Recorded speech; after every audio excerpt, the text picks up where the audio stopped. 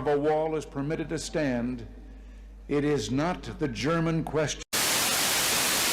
Newsletter? Whoa, nice graphics. I'd like to get my...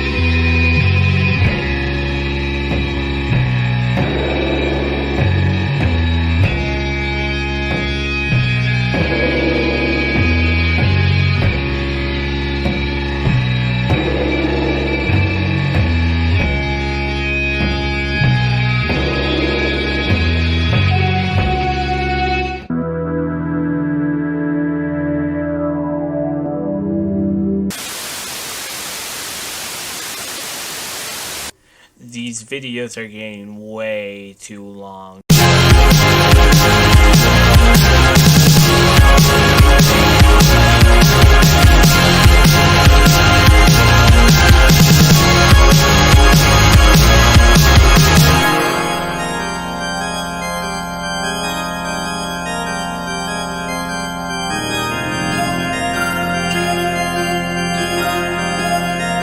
Hotline Miami 1 and 2 are some of my favorite games ever made. They are so effortlessly cool and have a surprising amount of story and gameplay depth. Although there is this weird dislike when talking about 2. Hotline Miami is a magic trick. Hotline Miami 2 is the video where they explain how they did it before making you watch the trick all over again. Yes, it's the same trick, and it's a good trick, but the magic came from not knowing how it was done. And then you have the curious case of Hotline Miami 2, a game that when I finally got to the end I felt should ideally have stopped some hours ago, and yet at the same time it also didn't seem to have finished properly. It's the first of 2. The first one is hailed as a pioneer, popularizing the modern synthwave from that weird subgenre of music that makes hipsters say stuff like, "This has the vibe of driving and not stopping for gas." That moment when the after party stops being an after party and starts being a party. It's basically nostalgic, with graphics cards I haven't even met yet, into a very popular and respectable subgenre. But Hotline Miami 2 often gets talked about like it's the annoying little brother of the cool friend. Always disagreed with that take. Sure, Hotline Miami 2 has some flaws, most of which I am gonna defend in part 2, but I think Hotline Miami 2 gives the first game meaning. I'm gonna defend this game a lot in part 2, and some of that may come off as fanboying, alright, at some points, but stick with me. I'm sure I can convince you, or die trying. Seriously, this video is gonna kill me. Join me on this odyssey of violence, animal mass, and synthwave. This is just part 1. Alright, I tricked you! You're watching a video series! Alright, I won the algorithm, alright?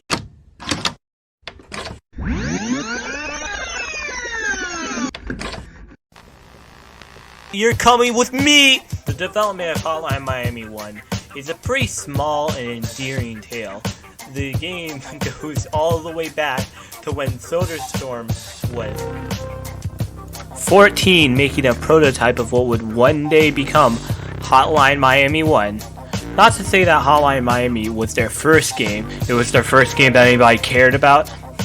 Dennis Whedon and Jonathan Sodarstorm had made a decent amount of games that are too hipster for me on the indie game scale.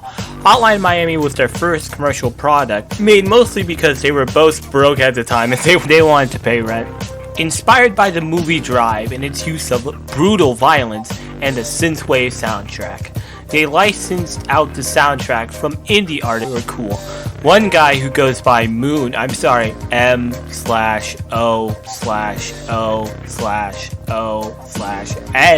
was recording it was Jesus. Mother's basement.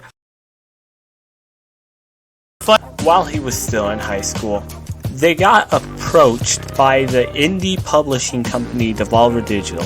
They are sort of the cool kids table when it comes to indie game publishing, with such gems as My Friend Pedro, Enter the Gungeon, and isn't that just Cyberpunk Hotline Katana Zero?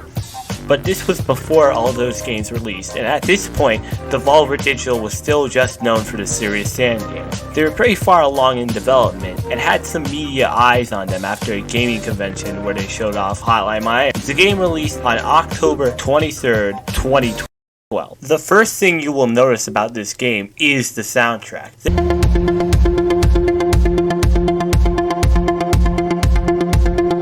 The 80s style dance party music with loud blaring synths really helped put you into a trance. This combined with the simple but addictive gameplay makes Hotline Miami so fun to play. Hotline Miami is one of the only games I can feel myself zoning out with and becoming one with the music and one with the bat.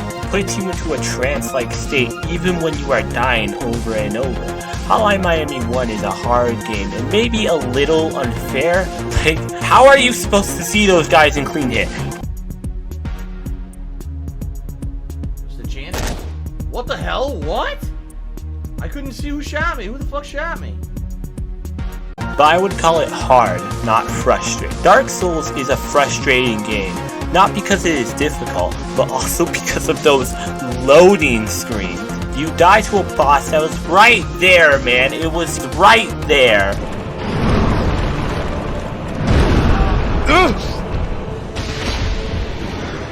It's not there! It's not there! He's not there!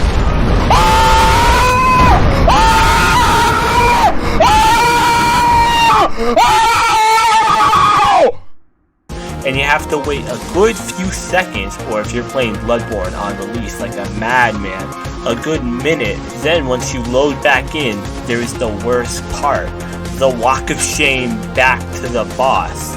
Well, it is more like a sprint. Then your anger builds as you have to wait to get another chance to fight him again. Then you get so angry that you get a little too aggressive when you fight him again, and you die again. And now you have a broken wall, alright? Because you punched a hole in your wall.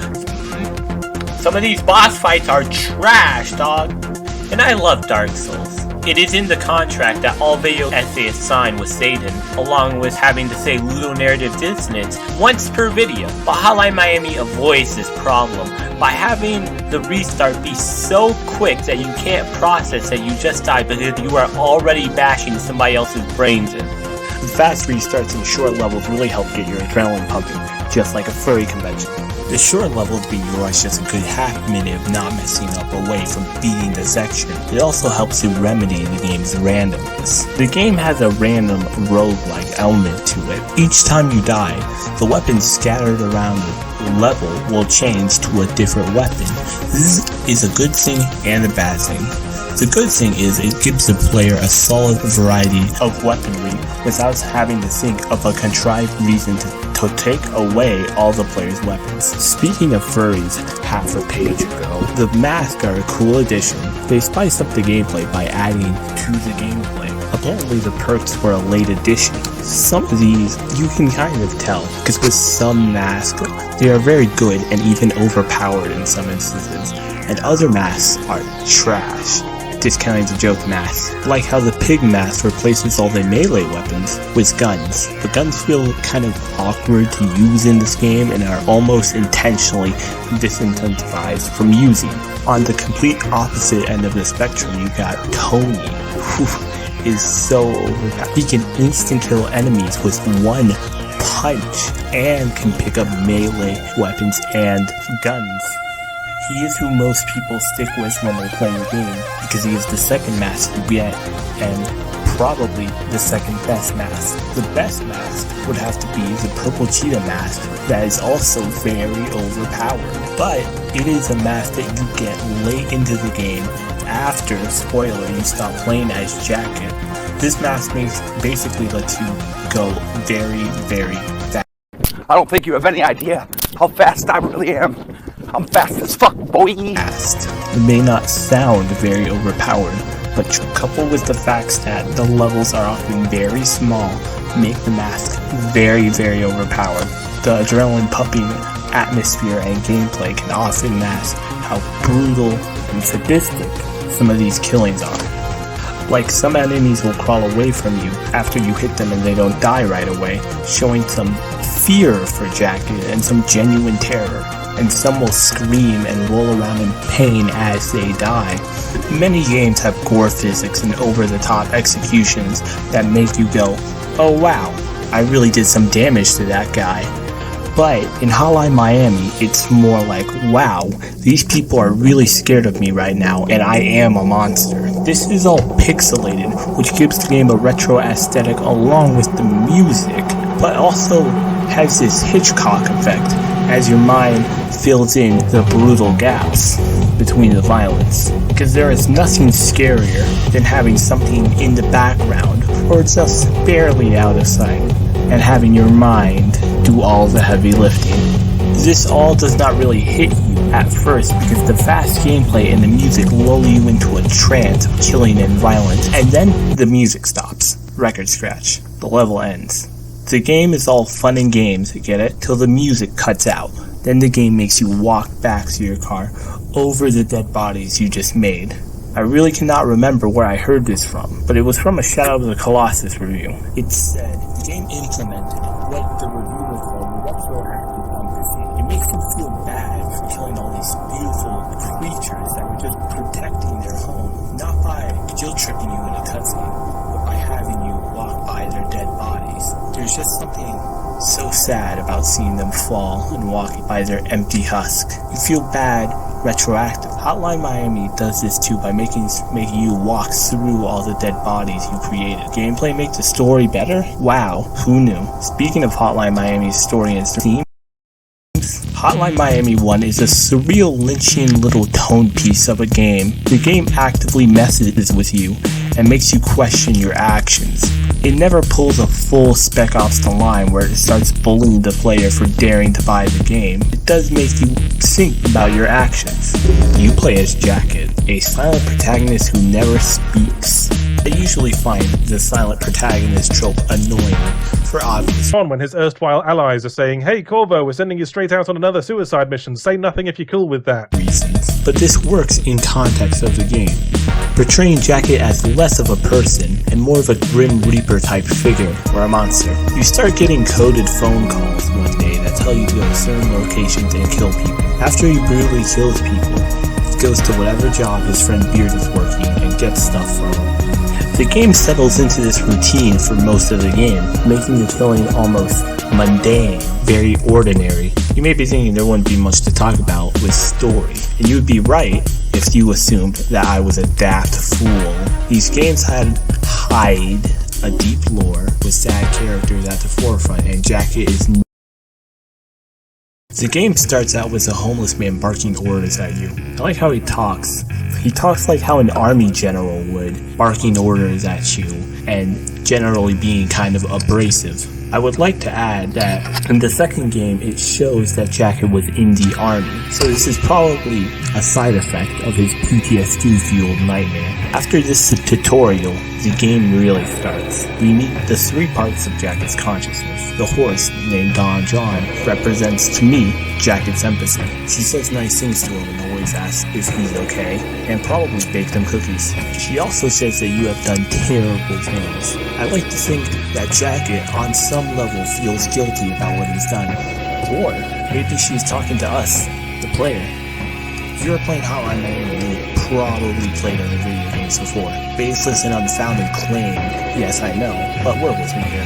You have probably killed more people for less justifiable reasons than what you are about to do. The next mask is named Ramus, and he is mean and openly hostile to you. I think this is Jacket thinking that the Russians hate him as much as he hates them, the way to justify his actions. And it is also getting the player ready to kill those commie scum. This is the closest thing the first game will ever get to a justification for you to kill. He was mean to you, now go and kill everybody that looks like him. And then there is Richard, the chicken god. There are many ways to think about him. Some say he is God, indifferent to your actions. Maybe he is death. Maybe he is Jacket himself, just wondering what is going on and what my point is. Doesn't matter though. All of these are true and untrue to varying extent. But in this game, he simply exists to ask you questions and hint at things to come. The track that plays here perfectly sets the atmosphere, just like every track in the game does. It is this droning track with a guitar riff that just feels so dirty and creepy. The singing in the background also doesn't help with the creepiness either. And then the game actually starts. Hooray, you're out of the tutorial. Jacket then wakes up from what is presumably the tutorial. I would like to mention how much I like the music that plays in Jacket's apartment. It's very loud, but feels kind of hollow and sad to an extent. It symbolizes his character very well. Jacket then goes to his answering machine and finds that it's a message telling him that the cookies he ordered got delivered. He then goes outside to find that it is not, in fact, the cookies he was promised, but a chicken mask and a note telling him to go to a building filled with mobsters. So this is the real tragedy of it.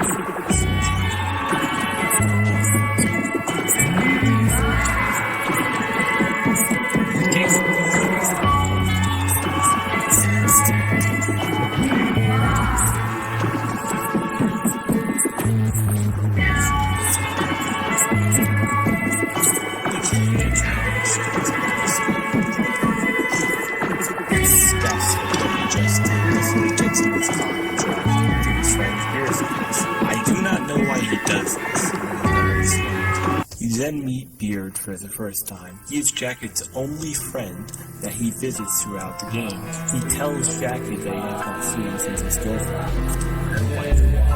The music that plays Beard's stories is a bop. It captures its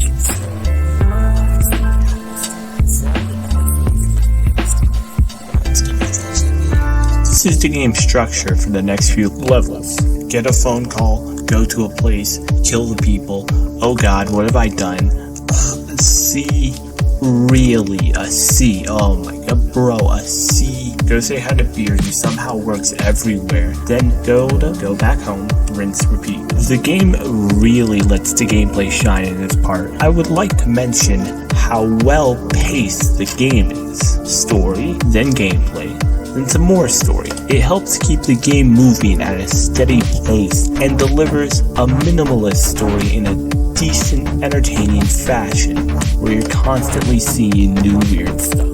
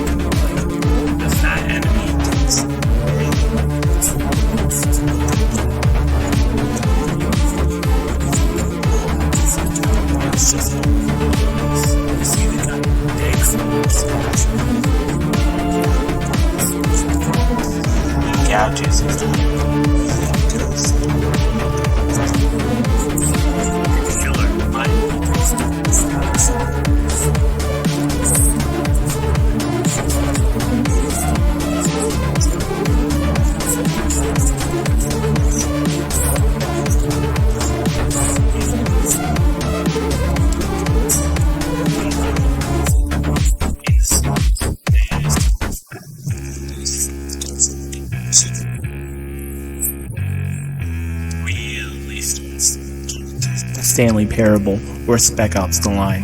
You meet Richard and the squad again. Ramus is his usual antagonistic self, being bitter and telling you to leave. I wish I got the chance to kill the guy. Dwan John shows a little concern for you and says, The pieces are starting to form. I wonder what picture that is. I wonder if it's correct. Richard proceeds to ask you 4 questions. Do you like hurting people? Who are the people leaving messages on your answering machine? Where are you right now? And why are we talking right now? Now, do you like hurting people? That line is often the only line that people focus on. They say that it openly mocks the player for partaking in video game violence. I think this is correct to an extent, but I do not like the comparison to Spec Ops. Spec Ops openly mocks the idea that the player thinks of themselves as a powerful hero. Do you feel like a hero yet? It mocks you during the loading screens and openly says if you were a better person, you would not be here. It seems to hate the player just as much as the characters hate Walker. It even mocks you for thinking that you could just turn the game off and leave after it ends. The Stanley... For all you've done, you can still go home. Lucky you. Parable also does this, but with a comedic tone. But Hotline Miami is different. At least the first game is. The game just questions if you like hurting people, then lets you hurt the entire Russian mafia, and then some. It is honest about what you are doing. It is both critical of your actions, but also cares very little. It cares enough to ask the question, but cares very little about your response. It simply asks, just like how it shows you the dead bodies of the Russians you killed. You killed these people, but hey, you gotta see, there are other more lore and plot-related questions, like who are the people leaving the messages on your answering machine and where are you right now? I could just say these are foreshadowing and just leave it at that and call it a day and tell us something like finding the heart in Hotline Miami or whatever. I believe these words serve a deeper purpose. I think they are taunting the player for not thinking about the bigger picture. The game is like, oh, you killed a lot of people. Do you even know why or care at all why you were doing these things? The onions help this interpretation a little. And the final question, why are we having this conversation? I don't know. PTSD flashback, guilt, foreshadowing, thematic purposes, or maybe I'm just reading way too much into this. Don't worry, the next few levels get back to the same old. There are a few things worth mentioning. You get a crocodile mask, one of the less useful masks, just letting you see more gore and blood, you animal. And the guy you get it from says that,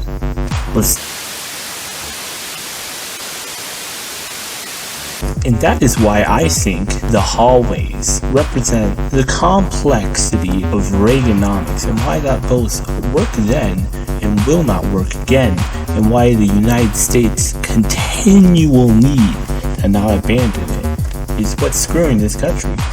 There is also Beard commenting about how he does not feel safe anymore while Russians corner another masked manic and execute him while you're not looking. Even in Hotline Miami 1, there are hints of a more fleshed out world. You meet the janitors in Clean Hit. They might stand for the developers. They have a similar resemblance in real life. They show up again in the end.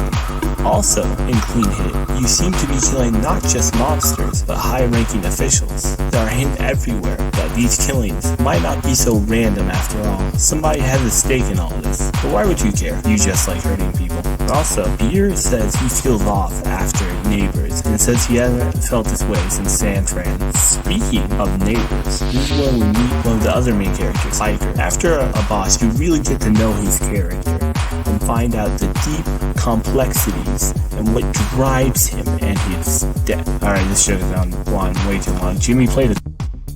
But one detail I really like is that after you kill him, the music keeps playing. After you finish every level in the game and everybody's dead, only then does the music stop. This goes to show that he is still alive, or the game is messing with you, or it's a glitch and they haven't patched it out. Speaking of the game messing with you, it's time for our meeting with Richard. The last one was Dawn, John, and Ramus. Dawn says you look ill. This is just foreshadowing for a later reveal. Ramus seems genuinely mad that you keep coming back and says if he will leave if you keep coming back.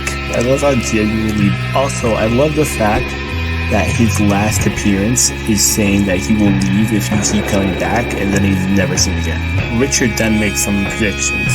Someone is not who you think they are. Someone will soon be taken from you. and you will wake up in a bigger house. From this point on, just the real elements of this world start to take center stage. Beard says that the biker fight never really happened and abruptly dies and is replaced by Richter. Jack is starting to lose his mind. The fact that Richter is very antagonistic to you when you go to his store, always dismissing you and telling you to leave. God, I really hate this guy. I just want to choke him out or dash his skull with a rock.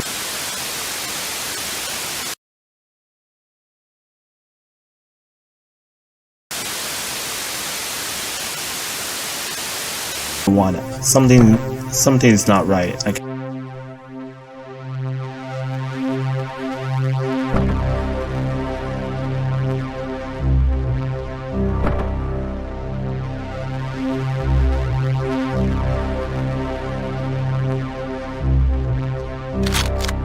can feel it. This is it. Our last meeting with him, he says it's all your own fault. You're gonna be all alone now and it's all your fault. Of course it is. You are the one that went on a self-righteous crusade against the mob. Not even self-righteous. You did it because you wanted to. This is all a game to you. But one day, games have to end. Richard states that what you do from now will have no purpose. I leave you with a question of my own. Did it ever really? You wake up from your dream in the hospital. You feel cold. Your girlfriend is dead. The music is slow. Contrasting the more vibrant and energetic tracks of other levels, the music is more slow, somber, quiet. The heartbeat in the background. The gameplay is just as slow as the music. You can't kill anybody either. Many gamers are not like this level. For these reasons, it is confusing, trial and error. The slow pace is the exact opposite of what makes the Hotline Miami gameplay so fun to play, and what makes this level so genius and disorienting. You feel just as confused as Jack must feel. He's out of his own. He doesn't even have his iconic jacket. That's his name. This is like Jacket waking up from a coma. You can't kill that many people without your actions catching up to you. Your girlfriend is dead. Beard is revealed to be a figment of your imagination, and their killers are still out there. You have lost everything. Your fight had no purpose, and now everybody you care about is gone. What are you gonna do now? Just go. Even the loading screen's telling you, it's like, Tip, she's gone. Tip, you've done enough. Tip, confess to the police. What good have you brought? What good are you gonna do?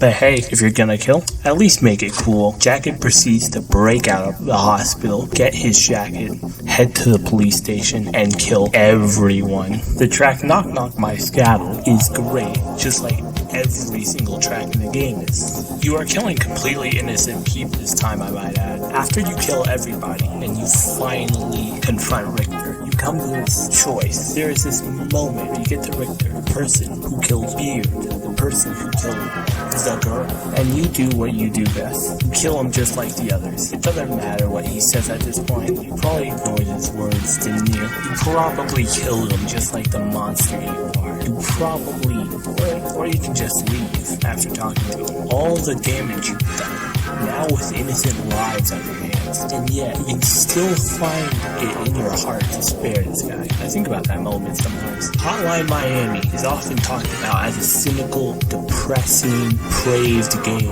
on the same level of hatred and post, but there are these little moments of humanity that shine through.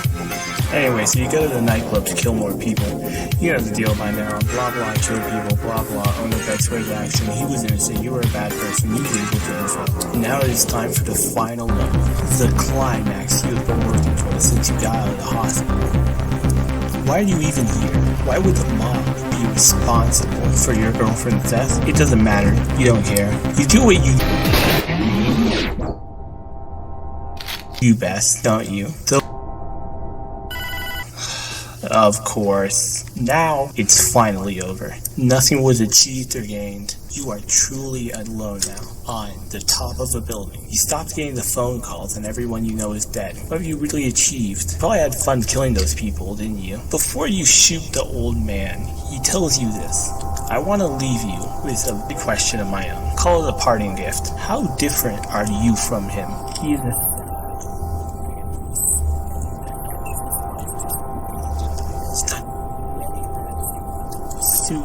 some inane goal that he doesn't achieve? What separates you from him?